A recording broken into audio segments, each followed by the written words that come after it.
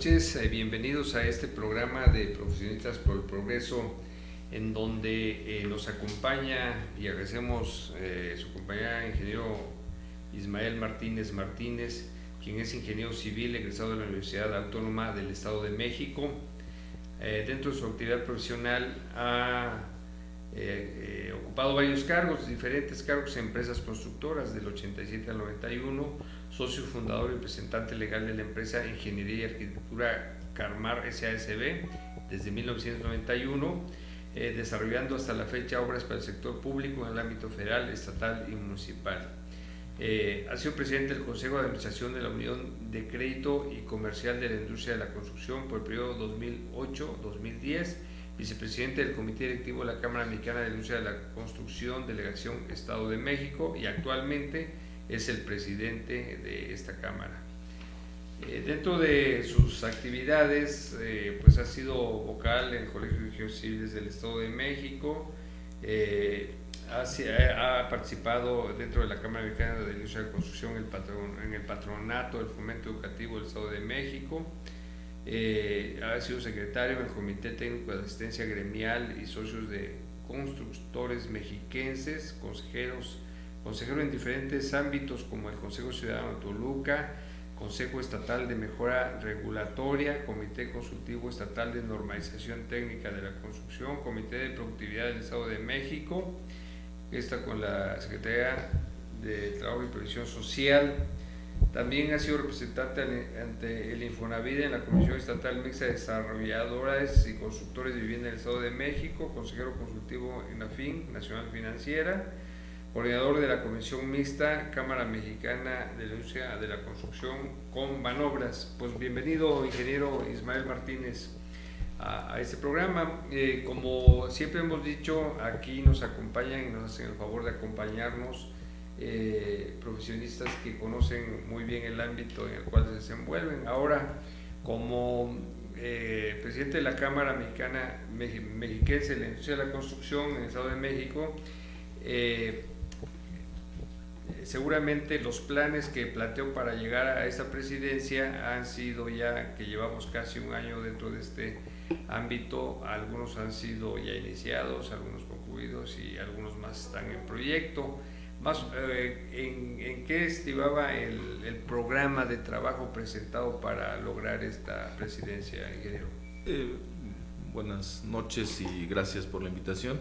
Estamos aquí con todo gusto para poder platicar o expresar y explicar qué es la Cámara Mexicana de la Industria de la Construcción, la Delegación del Estado de México, a todo tu auditorio. El plan o los principales puntos que tenía o que tiene el plan de trabajo y en el que se ha estado trabajando es el poder lograr instalar un plantel del Instituto Tecnológico de la Construcción en el Estado de México. Había solamente a nivel central, en el DF, en Tabasco y en Oaxaca, y nosotros queremos ser el cuarto instituto que tuviera la Cámara Mexicana de la Industria de la Construcción, o el tercero fuera de la Ciudad de México. Lo cual va por muy buen camino. Ya iniciamos clases en septiembre pasado con 22 alumnos en las carreras de arquitecto constructor e ingeniero constructor. Son carreras que son planes de 3 años, 8 meses, es a base de cuatrimestres casi continuos, por eso se acorta mucho el periodo de una carrera normal de 5 años a estas carreras de 3 años, 8 meses. Prácticamente no hay vacaciones, no hay periodos largos entre cuatrimestre y cuatrimestre, es 1 o 2 semanas nada más las que quedan de espacio. Y ya va en curso.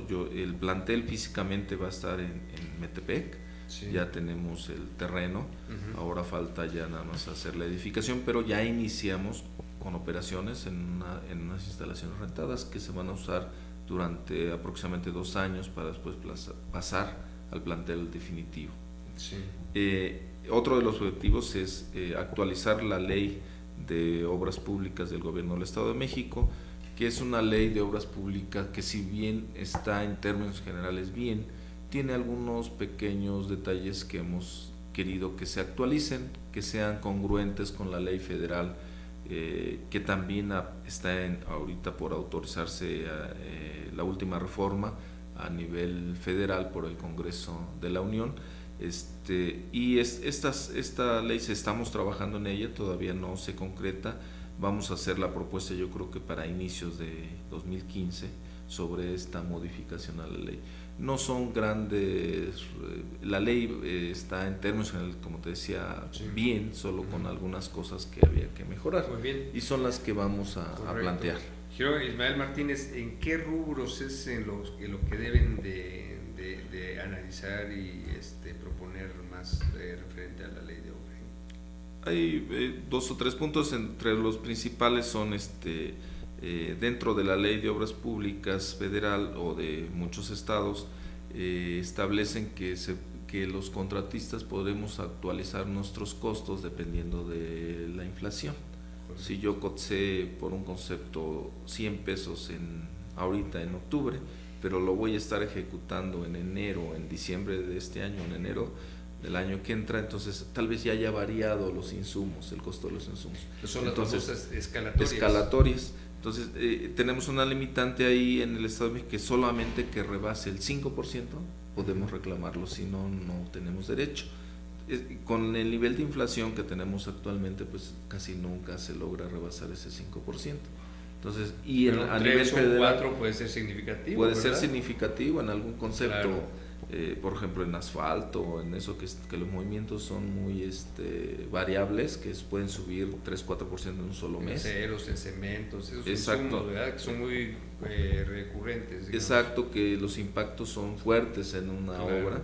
Entonces queremos tener esa libertad como lo presenta la ley federal y muchas de las leyes estatales, en que puede ser cualquier porcentaje, como tú dices, un 4% ya puede ser muy fuerte, o representar a veces la utilidad que puede tener una sí, imagínate, empresa, estamos, ¿no?, en 4.5, 4.8 y no llegamos al 5, entonces sí, no brincamos, ¿verdad? Y no lo podemos cobrar. Entonces son detallitos como esos que, por ejemplo, ese es el más importante, creo yo, y hay otros de menor escala que para nada más que tengamos una ley moderna, actual, claro, al panorama económico que se tiene. Y claro, eso a lo mejor cuando se instituyó como ley hace 10, 14 años, pues no impactaba porque la inflación era alta, entonces teníamos inflaciones anuales de 20, de 30%, entonces dices, pues 5%, pues, sí lo rebaso, en 2 meses ya lo rebasé, ¿no? Claro. Fácilmente, pero ahora ya no pasa eso, entonces tenemos que actualizar nuestra ley a las condiciones actuales. Perfecto. ¿Algún otro punto dentro del programa de trabajo que se haya iniciado o se vaya a iniciar? Sí, realmente también queremos ser una cámara gestora del desarrollo de las empresas constructoras. Muy bien. Como capacitándonos, dando cursos para que podamos las pequeñas empresas podamos asociar en consorcios y poder aspirar a obras de mayor magnitud. Es también una asignatura pendiente que tenemos, o un objetivo pendiente, claro, que estamos ya en desarrollo de esos cursos, en preparar a nuestros asociados a que la única manera que podamos crecer de una forma es asociarnos, ¿no? Perfecto. Y poder tener acceso a las grandes obras que se están desarrollando y que se van a desarrollar con el Programa Nacional de Infraestructura que anunció el presidente Peña en este año. Entonces, ¿cómo podemos aspirar las pequeñas empresas a tener participación en esos proyectos? Pues solamente asociándonos. Solos, con la magnitud que tenemos cada uno en lo individual, va a ser más difícil. Definitivo. Eso queda claro porque los capitales sociales, capitales de empresa cada vez son más amplios y también, pues, ¿por qué no decirlo?, la experiencia en los tipos de obras que se concursan, ¿verdad? Exacto. Es muy importante. Sí, realmente ya con esto del Programa Nacional de Infraestructura, pues va a haber muchas obras y que a veces van a repasar la capacidad. La mayoría de las empresas que tenemos afiliadas a nivel estatal, inclusive a nivel federal, son micro y pequeñas empresas. Eso es. Representamos el 90%, 95% del padrón de nuestros socios. Entonces, sí, un 5% tiene la capacidad, pero el otro 95% no lo tenemos. Claro. Entonces tenemos que prepararnos para eso. Sí, efectivamente. ¿Cuántas empresas está constituida actualmente la Cámara? El año pasado cerramos en 1.109 empresas. Este año a la fecha llevamos 850 y sí se ha habido disminuido un poco en cuestión de afiliación. Creemos que es una repercusión de la misma afectación que ha tenido el desarrollo de la industria de la construcción a nivel nacional. Eso no es exclusivo del Estado de México. Claro. La mayoría de las delegaciones que hay en los diferentes estados han tenido una disminución. Así es. ¿Por qué? Porque nos ha afectado el cambio de administración pública a nivel federal. Siempre nos atrae un cierto retraso en la ejecución de proyectos y eso creo que se alargó un poquito en todo lo que fue finales de 2012, el segundo semestre de 2012, todo 2013 y el primer semestre de 2014. Exactamente.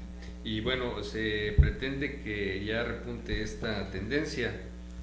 Sí, al menos ya hay indicadores que nos dan una base para poder afirmar que vamos en recuperación.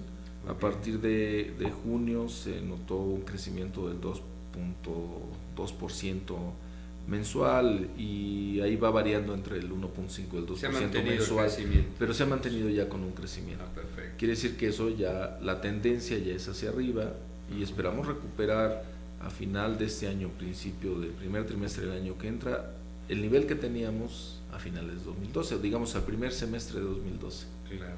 ¿Y la Cámara qué ha estado haciendo, qué piensa hacer en su programa de trabajo para precisamente impulsar esa inversión pública o privada para que la construcción se reactive en el Estado de México?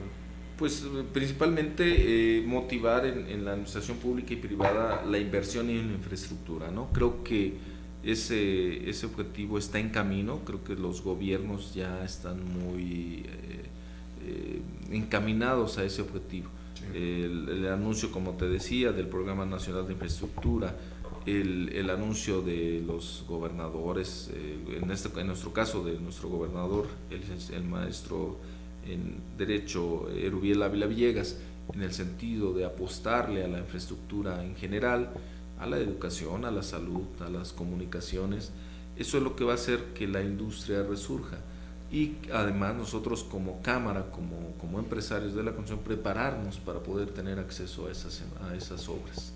Ese es el camino y también una invitación a que se tomen en cuenta a las MIPYMES, a las micro y pequeñas empresas, porque las MIPYMES son el principal canal de derrama económica en todos los rincones de las comunidades. Sí.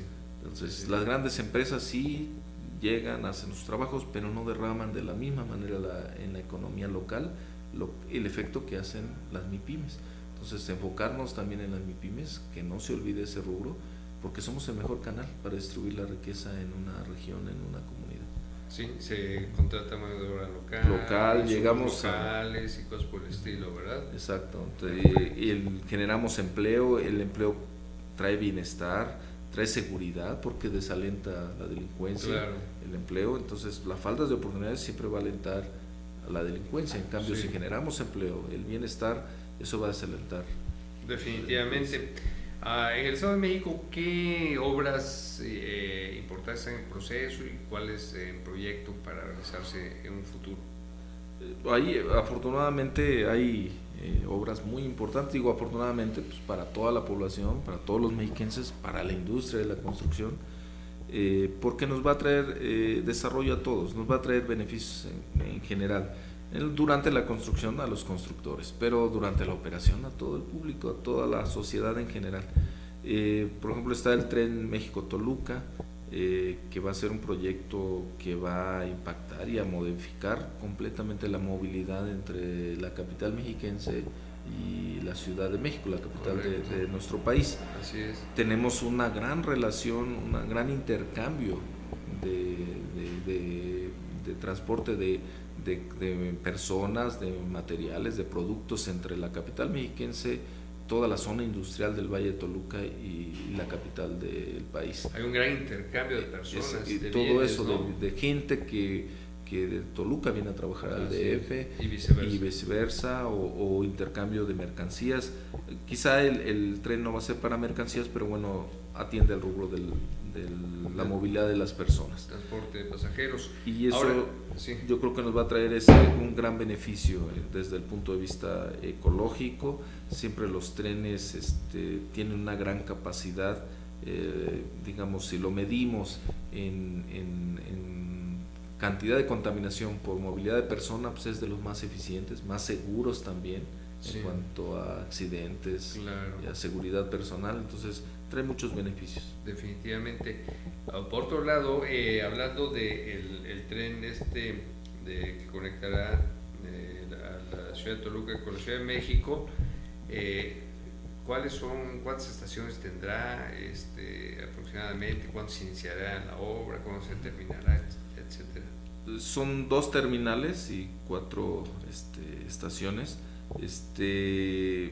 Va a arrancar en los límites del municipio de Sinacantepec y Toluca, Sí. o sea, que va a estar desde el lado poniente de la capital y va a llegar hasta Observatorio.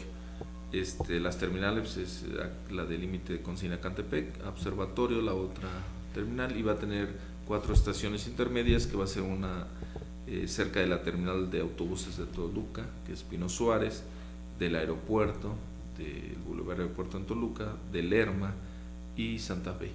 Son las 4 estaciones. La obra ya se asignó, se dio el banderazo a finales de junio, principios de julio de este año. Se dio el banderazo para el arranque. Se han estado haciendo algunos trabajos de reconocimiento ya del trazo, de geotecnia, haciendo estudios, reconfirmación de algunos puntos de geotecnia, sobre todo de algunos pequeños movimientos que ha habido por la liberación del derecho de vía. Yo creo que en cuanto se terminen esos ajustes, se dará inicio de lleno a lo que es la construcción ya de la primera etapa, que es del límite de Sinacantepec a la Marquesa. Y está la segunda etapa, que también que es un túnel que va a empezar allí en la Marquesa y va a salir ya del lado del Distrito Federal. Muy bien, pues seguramente ahora esta obra ¿a qué empresa fue asignada? ¿Sabemos? El tren México-Toluca fue asignado a un consorcio de OHL con Grupo Hermex. Sí. Y el segundo tramo fue asignado a ICA con alguna otra, algún consorcio formado por ICA, que ya es una empresa mexicana. En el primer tramo está OHL, que es española, y Hermex, que es mexicana. Muy bien. Ahora, en lo que se refiere a obras carreteras, tenemos una autopista Lerma-La Marquesa, ¿verdad? Sí, se está ahorita ya ejecutando el tramo de Lerma a La Marquesa para completar como autopista ya total de México-Toluca. Sí, aunque se llamaba autopista México-Toluca, solo llegaba a La Marquesa. Efectivamente. Ahora va a llegar hasta Lerma, que es prácticamente ya el inicio de la zona urbana de la ciudad de Toluca. Ahora, ¿hay el derecho de vía o se va a hacer un segundo nivel? Va a ser elevada gran parte, son 13 kilómetros, de los cuales casi 9 van a ser elevados. Correcto. Por el estrecho que tiene ahí el derecho de vía, va a ser prácticamente dentro de el espacio, se puede decir, el camellón que queda entre los dos cuerpos. Sí. Ahí se va a colocar la autopista elevada. Correcto. Pues son obras verdaderamente importantes que seguramente apoyarán e influirán en el transporte de pasajeros y de bienes, en algunos casos, entre la Ciudad de México, porque hay un intenso tránsito entre la Ciudad de México por la cercanía, por las actividades económicas. No olvidemos que de los centros más importantes industriales está, por ejemplo, el Valle de Toluca. Así es. Acá en la zona, en el Distrito Federal, la zona industrial Vallejo, y de alguna manera tiene que haber ese intercambio. Ahora con el aeropuerto de Toluca, pues también se requiere muchísimo más traslado de personas de la Ciudad de México hacia allá y viceversa, ¿verdad? Así es, sí se piensa que se tenga por eso está esa estación, la del aeropuerto, se piensa que se tenga un gran flujo de personas, sobre todo de la zona poniente de la Ciudad de México, para que puedan accesar a los servicios del aeropuerto de Toluca. Si bien vamos a tener un nuevo aeropuerto para la capital, que va a ser en Texcoco, yo creo que gran parte de la población de la ciudad, sobre todo de la zona poniente, Santa Fe, Lomas, todas esas zonas que pueden utilizar, yo creo, con mayor facilidad, teniendo de servicio el tren, Sí. el aeropuerto de Toluca. Sí, muy cierto. Yo creo que de la zona de Santa Fe, digamos, o Lomas y toda esa zona, Huixquilucan, Interlomas, es más fácil llegar a Toluca rápidamente que cruzar la ciudad y llegar al aeropuerto en la zona del lago Texcoco, ¿verdad? Sí, sí, yo creo que es mucho más rápido. De estas zonas que estás hablando, ahorita en las condiciones actuales, que todavía van a ser mejores más adelante, pues yo creo que están a media hora, Exactamente. 35 minutos del aeropuerto. En Máximo. cambio, si le dan para el sentido contrario, hacia el oriente de la ciudad, pues se tardan una hora y Y ya. dependiendo si hay embotellamiento, Hora y media, ¿no? por así, es Entonces, bastante. sí tiene sus muchas ventajas. Definitivamente. Yo creo que fue pensando en ese tema que estas dos, digamos, sistemas de transporte, tanto el tren como la autopista, complementar la autopista, pues darán buenos resultados. ¿El tren va a ser eléctrico o va a ser de combustión interna? ¿Cómo se va a mover este ferrocarril? No, va a ser un tren de mediana velocidad, hablo de hasta 160 kilómetros por hora, Sí, y va a ser por sistema eléctrico. correcto. Los grandes trenes que hay en muchos otros países del Obvio. mundo. Aún así, entonces tendremos un poquito menos de contaminación también en lo que es la trayectoria de esos trenes. Así es. Luego hay mucha preocupación a veces en la Ciudad de México porque pues gran parte del agua que llega a esta ciudad y este valle viene precisamente de Estado de México, Estado de Michoacán, las presas conocidos como el sistema Cutzamala. En ese sentido, hay algunas obras que se pretendan hacer para, digamos, aliviar la sed de los capitalinos. Sí, yo creo que se va a reforzar el sistema Cutzamala. Ya está en proceso la línea 3, o sea, ahorita hay 2 líneas, se va a poner una tercera línea, también para cuestiones de mantenimiento. A veces tienes 2 y tienes que hacer una reparación, se queda en funcionamiento una y está dando la mitad del caudal, ¿no? Entonces lo que se busca ahorita es meter una tercera línea para incrementar el caudal total que se pueda dotar a la Ciudad de México, al Valle de México, porque no nada más es a la ciudad, también hay municipios del Estado de México conurbados que reciben dotación del sistema Cutzamala.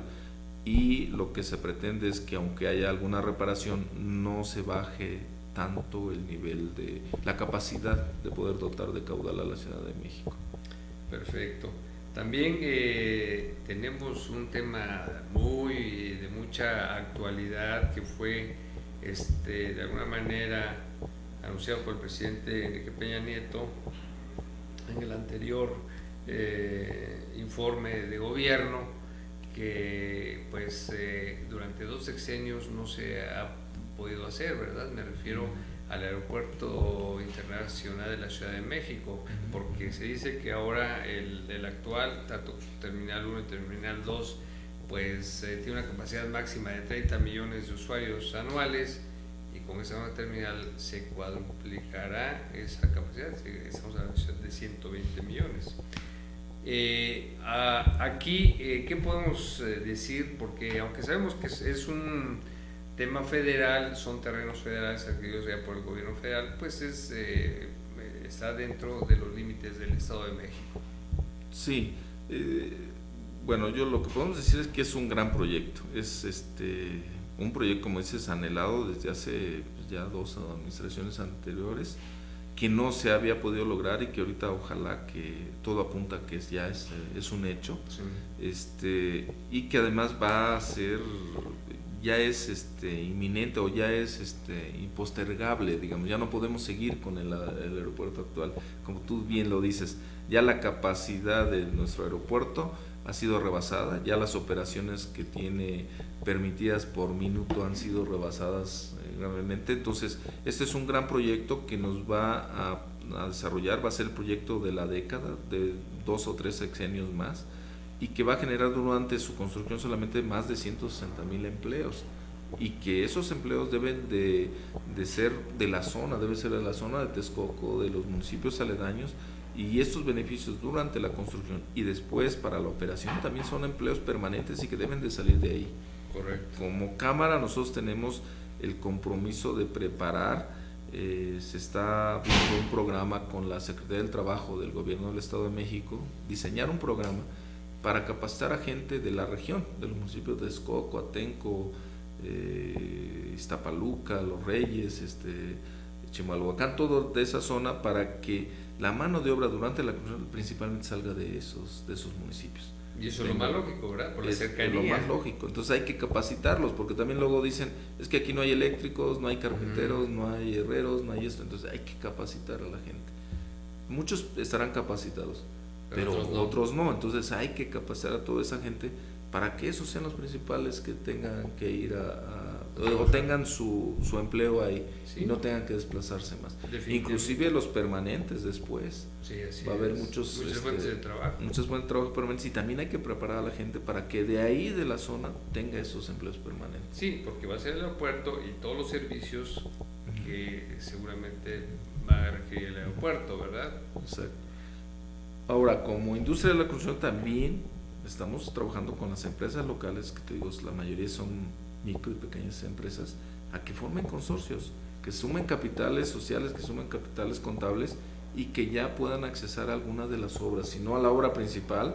Va a haber muchas obras inducidas por la magnitud del proyecto. Definitivo. Y que van a ir desde los 5 millones hasta los X millones, ¿no? Sí, entonces muchas consorcios para que puedan adquirir una obra de 50 millones, una obra de 100 millones, que a lo mejor una micro solita no va a poder acceder a esa obra. Definitivamente.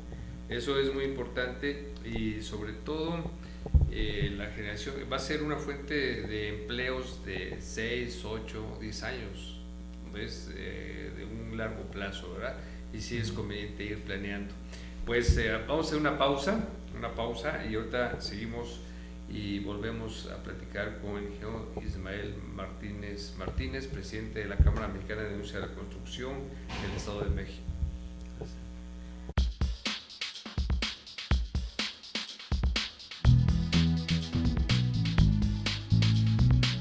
Ruiz Robles, Corredores Públicos y Peritos Traductores. Trabajamos para darles seguridad, confianza y un servicio profesional en sus asuntos relacionados a fe pública, valuación, arbitraje comercial, asesoría jurídica y traducciones. Para nosotros lo más importante es su satisfacción, brindándole además la asesoría jurídica necesaria en su negocio, con un equipo de profesionales capacitados para prevenir y resolver situaciones de riesgo en su empresa. Le aseguramos una asistencia profesional personalizada y humana a quien consideramos más importante, el cliente, porque las oportunidades pequeñas son el principio de las grandes empresas.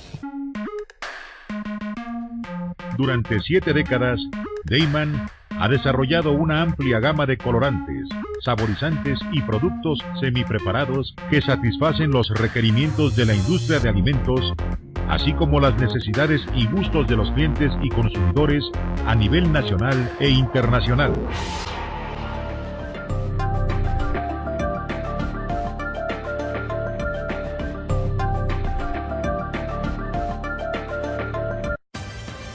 Con Trujillo Betanzos y Asociados, tus proyectos están en buenas manos. Trujillo Betanzos y Asociados te ofrece servicios de fe pública en materia mercantil, asesoría legal, contable, fiscal y de negocios, litigio civil y mercantil, valuación y asesoría financiera y área académica, porque nuestros clientes son nuestros mejores amigos.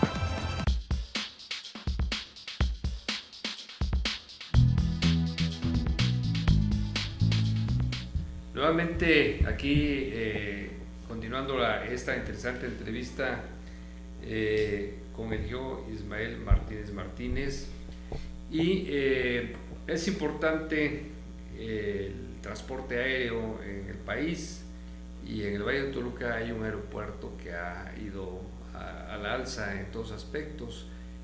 Ahí hay algunos proyectos, algunas posibilidades de crecimiento de alguna otra pista.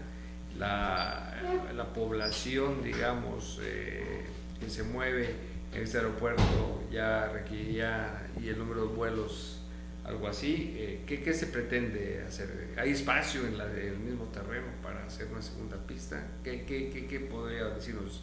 Platicamos de eso, ingeniero. Sí, mira, el aeropuerto de la ciudad de Toluca sí tiene proyectado una segunda pista. Ahorita cuenta con una pista para que aterricen, es internacional, o sea, sí, cualquier avión comercial puede aterrizar y hacer operaciones en el aeropuerto. Y solo que ahorita con esa pista que tenemos es suficiente, sí, para los próximos años. Se piensa darle un gran impulso también a la aviación de carga, al transporte de carga aéreo, y eso complementar, y a lo mejor haría ya necesaria una segunda pista, pero sería cuestión de a lo mejor 4 o 5 años más para que se pueda exigir o ya no tenga capacidad suficiente la primera pista que está en funcionamiento. Creo que ahorita ha tenido éxito el aeropuerto. Le ha faltado un poquito más de movimiento. Es un aeropuerto muy práctico. Creo que el pasajero puede llegar media hora, 40 minutos antes de abordar, lo puede hacer todo el trámite de documentar y de llegar a la sala de espera y abordar el avión sin problemas, con 40, 45 minutos.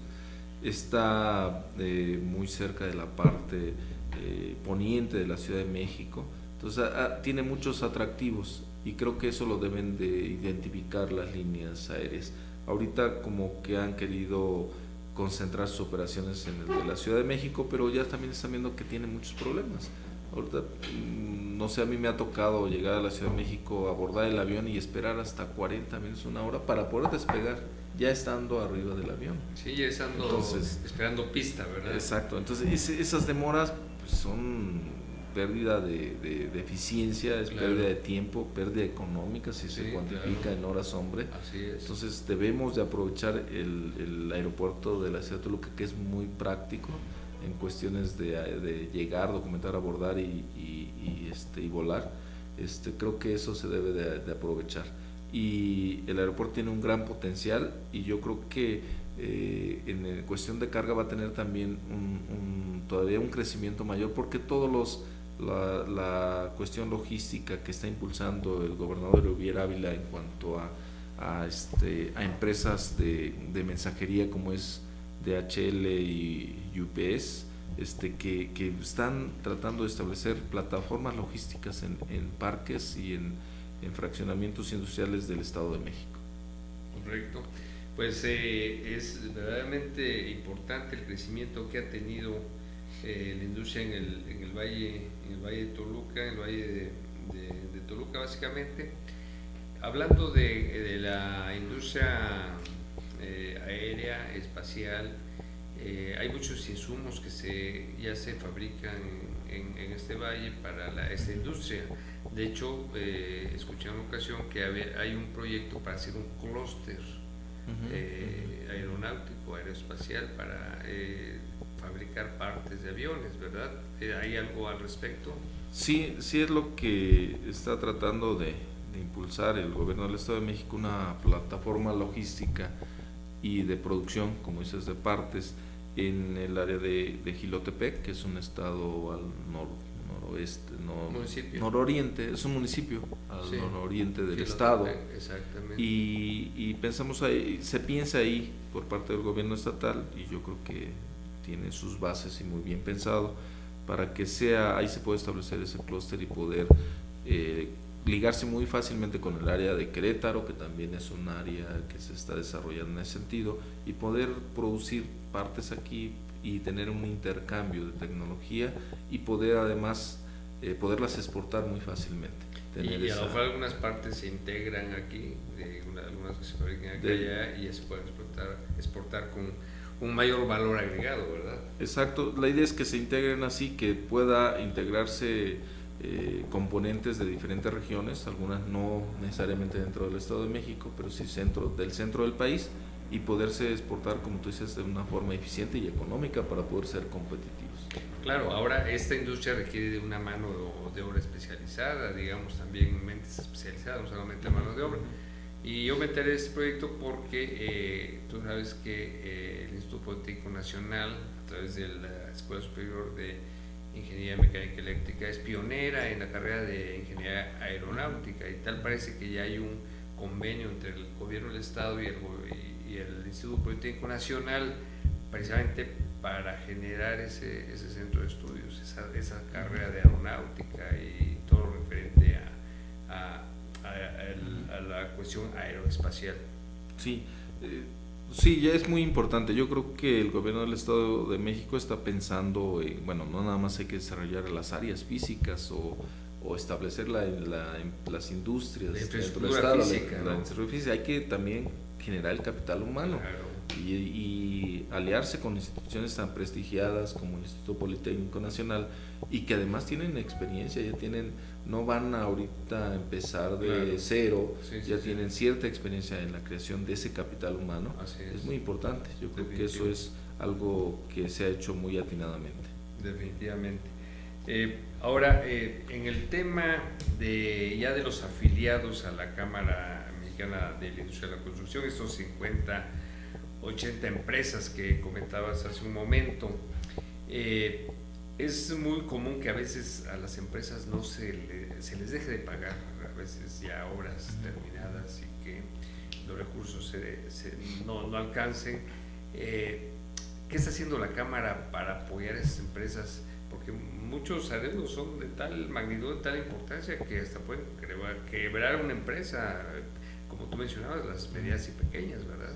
Sí, bueno, la labor importante de la Cámara es, pues, hacer la gestión con las entidades públicas o privadas que tengan algún adeudo con nuestros socios, pues, para que lleguen a un acuerdo, para que se entienda que fue un servicio que se prestó, y que si muchas veces, ¿sabes?, no es de la administración actual, fue de la administración anterior, pues sigue siendo el municipio, sigue siendo el ayuntamiento al que se le dio el servicio, y como tal se debe de tener el compromiso de saldar esas cuentas.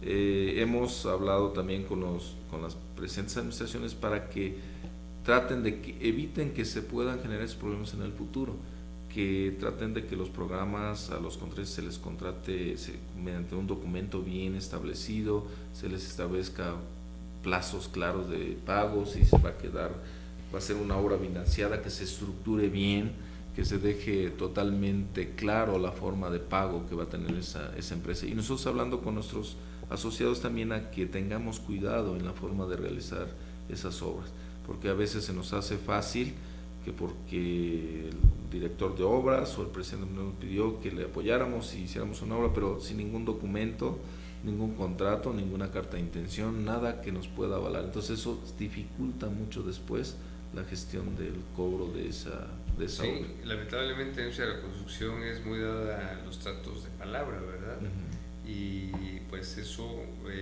ya entrar en una discrepancia o algún juicio, pues eso no funciona. Habrá que documentar todo lo que se está haciendo, ¿verdad? Exacto. Sí, sí, también adelantando un poquito a esto, la Cámara de la Industria de la Construcción está pugnando porque en los contratos de obra pública se ponga una cláusula donde se pueda el centro de arbitraje de la industria de la construcción pueda ser el que pueda dirimir las diferencias o las controversias que hay entre las dos partes, y que pueda ser el órgano institucional independiente, autónomo, que pueda determinar de forma imparcial o como ser un árbitro y poder determinar una decisión en cualquiera de los sentidos para dirimir las controversias. Definitivo. Es muy importante, antes de llegar a tribunales y a este tipo de instancias, pues agotar lo que se pueda, lo más posible, llegar a conciliaciones, ¿verdad? Y este centro de arbitraje de la industria de la construcción es una verdadera buena idea para apoyar a todos los constructores en esos temas. Sí, es que es un centro realmente autónomo, imparcial, que va a estudiar desde una forma especializada en contratos de obra, en contratos de la industria de la construcción, estos temas, y va a ser, se supone que es mucho más rápido llegar a una conclusión, llegar a un acuerdo, como dices, en lugar de entablar un juicio que puede tardar 2, 3, 4, 5 años, que desgasta a las partes. En cambio, un arbitraje es mucho más eficiente y puede ser también mucho más económico, porque al final de cuentas beneficia a ambas partes, ¿no? Los buenos arreglos, como dicen, un arreglo o un mal arreglo es mejor que un buen pleito. Sí, Siempre. definitivamente. Ahora, en sí la industria de la construcción en el Estado de México, por su magnitud, está, digamos, entre las primeras inversiones que se hacen a nivel nacional, en montos, ¿verdad? Pero esto corresponde al Producto Interno Bruto que genera el Estado.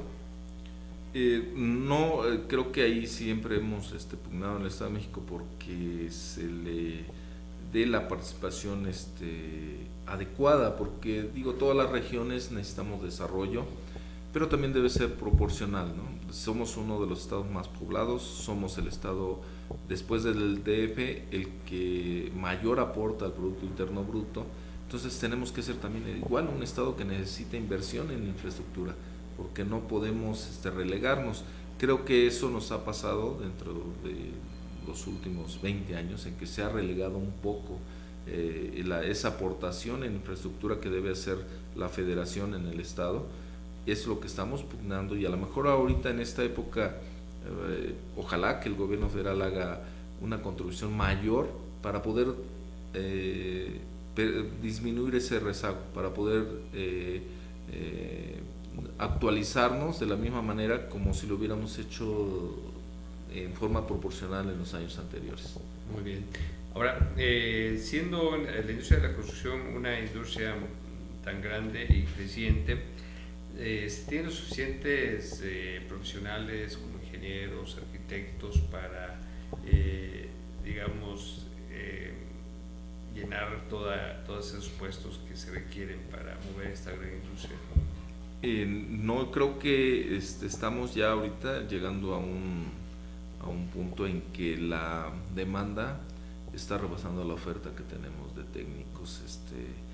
Simplemente con los proyectos como el Tren México-Toluca, el consorcio, solamente el consorcio, que es el administrador del proyecto, van a estar alrededor de entre 200 y 300 técnicos, entre ingenieros, arquitectos, más todas las empresas del ITC, ¿no? Exacto, más todas las empresas, porque solamente es el consorcio que administra el proyecto, y vamos a ver muchas empresas trabajando con ellos. Claro.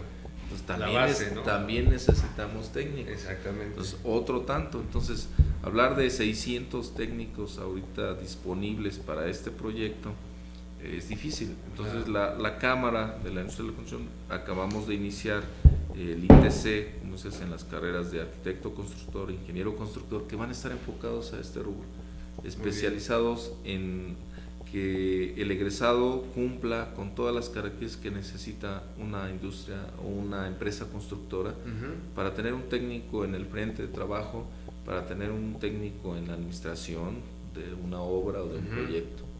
Perfecto. Ahora, digamos que también el sistema de educación, tanto federal establecido en Toluca, como ese Instituto Tecnológico, o la Universidad Autónoma del Estado de México, o algunas universidades privadas, deberían en este caso, digamos, incrementar su capacidad de matrícula en esas carreras, para que en un momento dado se pueda esto equilibrar. Sí, yo creo que o bien ofertando nuevas instituciones a esas carreras, o bien, como dices, las instituciones que ya existen, la Universidad Autónoma del Estado de México, tecnológicos, poder incrementar la matrícula, que se pueda aumentar, si tienen cierta cantidad de plazas para admitir actualmente, estas las puedan llegar hasta duplicar tal vez para poder satisfacer los requerimientos que vamos a tener en los próximos 5 o 20 años quizá, que desarrollo de la infraestructura del Estado de México y de México en general. Sí, porque el bono demográfico del país es muy importante. Ahorita hay mucho joven que precisamente está en vías de tomar la decisión para una carrera por estudiar. Entonces, igual a lo mejor un mensaje del presidente de la Cámara Mexicana de Industria de Construcción del Estado de México, en el sentido de decir, bueno, las ingenierías, la arquitectura son carreras del futuro, etcétera, etcétera. No sé si nos podrías dar algo al respecto. Sí, realmente da gusto, por una parte, que haya demanda de técnicos en ese sentido, porque se revalúan las carreras. Claro. Económicamente. Yo me acuerdo, como ingeniero civil salíamos y ganábamos lo que ganaba un maestro de obra. Sí, o menos. O menos ganaba más el maestro de obra y uno como residente, como ingeniero ganaba menos, ¿no? Exacto. Entonces eso era triste, era decepcionante, y ahora qué bueno que se está revalorando las carreras de arquitectura e ingeniería. Te puedo decir que ahora ingenieros civiles que salen allá en la región son difíciles de encontrar. Casi todos los que salen ya tienen trabajo al momento de salir, están siendo bien remunerados, viendo yo que para un recién egresado el que tengas ya una remuneración significativa ya te motiva para seguir, para que dices, bueno, estudiar esa carrera, y es una motivación como para todos los alumnos, todos los jóvenes que vienen cursando la preparatoria, para que puedan fijarse en la ingeniería civil, en la arquitectura, en la topografía, en todas las ramas. La ingeniería electromecánica, mecánica, electromecánica, telecomunicaciones, todas esas carreras que puedan enfocarse ya las ingenierías, y creo que con el movimiento que está habiendo con los alumnos del Poli, que digan, bueno, también son para eso, para revalorar lo que es la carrera técnica de los ingenieros, y creo que qué bueno, y que ya se está revalorando, y que no dejemos que se devalúe, sino al contrario. Ahora hay que tener el compromiso de salir bien preparados, de ser buenos ingenieros, de ser buenos técnicos, para que aparte de la cantidad, también la calidad sea adecuada. Sí, porque el país requiere de mucha infraestructura todavía, y pues somos los ingenieros y arquitectos y las empresas constructoras en términos generales, proyectistas, todo lo que tiene que ver con esta gran industria, los que tenemos que empujar fuerte para que nuestra infraestructura sea adecuada y vaya cada vez teniendo mejores posibilidades de ser competitiva, porque la industria requiere de ellas, cualquier industria, la productividad del país a veces depende de ellas. Sí, que bueno, realmente sí es algo que debemos de poner atención. Me da gusto a mí que sí en muchas áreas, en muchos estados, estén ya poniendo atención en la formación de capital humano, bien capacitado. Por ejemplo, en Querétaro me enteré apenas de que allá van a poner el centro de adiestramiento para Pemex, van a formar gente para la industria petrolera. Ahora, como decía el gobernador, allá no tienen petróleo, van a formar el capital humano que necesita esa industria. Con la reforma energética, también en el área de exploración, de extracción, todo lo que es la industria petrolera, se va a requerir un gran capital humano, que a veces, si nosotros observamos, hay de todas las nacionalidades. Claro. Ya hay muchos que vienen. ¿Por qué? Porque no tenemos aquí en México disponibilidad de capital humano. Entonces tenemos que preocuparnos por eso, y tenemos que ocuparnos en formar esos especialistas, o esa gente técnicamente preparada para desarrollar esas actividades. Claro, eso es muy importante. Ahora, igual a lo mejor valdría la pena que la Cámara Mexicana de la Construcción a nivel nacional y a nivel locales pues hagan campaña entre los preparatorianos, los que están a nivel de CECITS y todo esto, para promover ese tipo de carreras y decirles, oigan, pues aquí hay futuro, porque luego muchas veces se van a otras áreas del conocimiento que después es muy difícil tener algún empleo bien remunerado, seguro, donde tengan proyección y un proyecto de vida a los jóvenes, ¿verdad? Que luego también eso recae en la inseguridad, en el vandalismo y cosas por el estilo. Sí, tienes razón. Realmente sí la Cámara está haciendo, y por ejemplo cuando iniciamos en septiembre el ITC, pero desde abril, mayo, fue una campaña de visitar COBAEMS, preparatorias de la universidad, diferentes entidades de bachillerato para que explicarle a los jóvenes que hay opciones, que hay ciertas opciones y qué proyección tienen esas opciones, ¿no? El que tengamos ahorita el futuro, en el futuro inmediato, un gran desarrollo o proyectado un gran desarrollo de infraestructura, eso les da una base para que las carreras que estamos ofreciendo y las carreras afines al desarrollo de la infraestructura, como las que mencionamos antes, tienen un gran potencial, y ojalá los jóvenes lo puedan asimilar y elegir esas carreras, porque va a haber el doble beneficio, el beneficio para el país de tener técnicos en esas materias, y además que los jóvenes, como dices tú, tengan un empleo bien remunerado, que sientan que lo que estudiaron fue de beneficio, que se sientan satisfechos con lo que estudiaron y con lo que están aportando al país y lo que están recibiendo como contraprestación. Sí, definitivamente, porque también las estadísticas nos dicen que las matrículas en ingeniería en las diferentes universidades, institutos, pues muchas veces son las más bajas, ¿no? Hay otras en ciencias sociales, en ciencias administrativas que tienen mayor matrícula, pero pues a veces la riqueza se produce en la ingeniería, y de ahí hay que administrar, si no, no hay que administrar, sí. ¿Verdad? Fíjate que yo creo que sí están dando resultados los planes de difusión, al menos de cuanto a la necesidad de técnicos y de ingenieros que tenemos. Por ejemplo, te platico el caso de la Facultad de Ingeniería en Toluca, de la UAM. Cuando yo entré, la carrera de Ingeniería Civil era la de menor matrícula, la de computación o de ingeniero en sistemas era la más grande, porque había la mecánica, también, ¿no? La electrónica, sí. Inclusive nos ganaba. Sí. Ahora yo platicando con el director de la facultad, dice, no, ahora la matrícula de Ingeniería Civil ya no es la más pequeña, sí, ya casi es la más grande. Eso es. Entonces quiere decir que ya está teniendo efecto esta difusión de la gran necesidad, y además los sueldos también, que rápido se dice, ya el ingeniero civil no está mal pagado, sí. Ya el ingeniero civil que sale y que egresa de su carrera ahora es bien recibido por las entidades empleadoras, y además es bien remunerado, claro. ¿No? Es reconocido. Sí, entonces todo eso ayuda. Sí, ahorita que lo mencionas en la matrícula, pues ahí tenemos un ejemplo, la Escuela Superior de Ingeniería y Arquitectura del Instituto Politécnico Nacional, que ahorita está en un compás de espera, ¿verdad? Para mejorar, esperemos. Pues es de las más grandes del mundo, de América Latina, la matrícula es la más grande, y pues eso te dice precisamente, es un termómetro, porque en este país se requiere todavía mucho desarrollo de infraestructura. Entonces se requieren profesionales calificados y comprometidos con el país, ¿verdad?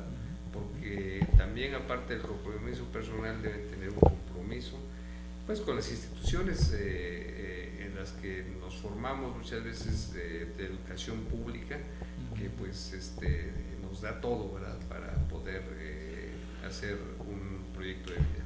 Sí, realmente todos los que egresamos de una institución pública, yo creo que casi la mayoría, o todos, no decir por todos, salimos comprometidos con devolver un poco lo que nos dieron, porque realmente estudiar en una institución pública sin costo, es casi regalado, sí, es un costo muy bajo. Así es. Que qué bueno, porque muchos no hubiéramos tenido la oportunidad de estudiar si no hubiera habido esas instituciones públicas, ¿no? Entonces salimos comprometidos con retribuir algo al país, y yo creo que eso se ha demostrado durante el tiempo, y ahorita, como tú dices, el Poli que está en una pausa por cuestiones internas, pero que yo creo que se va a resolver favorablemente, y que todos los resultados van a ser en beneficio de los alumnos y principalmente del país. Yo creo que el salir de una institución pública salimos técnicos preparados y comprometidos con el país. Pues muy bien, ingeniero Ismael Martínez, pues agradecemos mucho tu presencia, tu paciencia también, y quisiéramos darte este reconocimiento muy sencillo que es al ingeniero Ismael Martínez Martínez por su brillante participación en el programa Profesionistas por el Progreso con el tema de la Cámara Mexicana de la Industria de la Construcción, Delegación Estado de México, fechado en México Distrito Federal, y con la firma de la directora general de esta televisora por internet, la licenciada María Elena Miranda de la Lama, y por tu servidor y amigo Marco Antonio Méndez Cuevas, como presidente del Consejo Nacional de Egresados del Instituto Politécnico Nacional. No, gracias Marco, y al contrario, estoy agradecido y muy contento de estar aquí contigo y poder platicar un poco al respecto. Pues muchas gracias. Gracias. Y pues buenas noches, y nos vemos el próximo miércoles de 8 a 9 de la noche con temas de gran interés como el que hoy tocamos con el ingeniero Ismael Martínez Martínez. Buenas noches, hasta luego.